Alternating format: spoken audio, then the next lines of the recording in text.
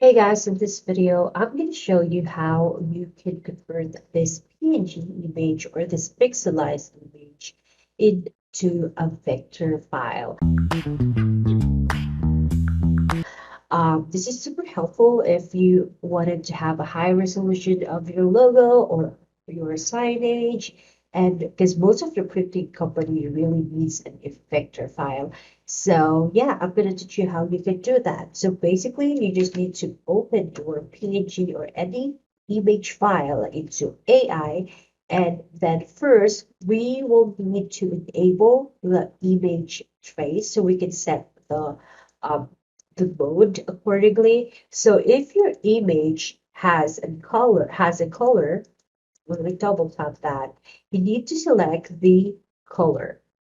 And then for the color thing, if there's a lot of color in that part, what you can do is just choose the highest fidelity. Okay. So if it is a logo, I always want to use the high fidelity or just the 16 colors. Okay.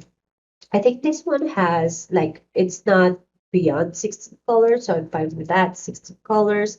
And then just wait to initialize the pixel. So basically they are the logo the AI is tracing the PNG picture to make it vectorized.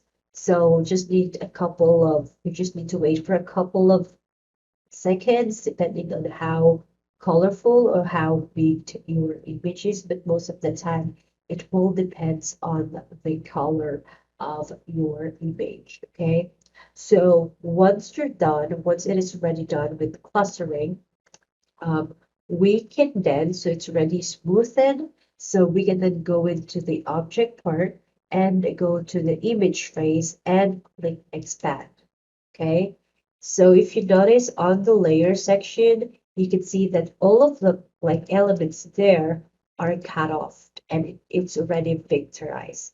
So that's how you can do that. And if you have any question or concern, feel free to comment down below.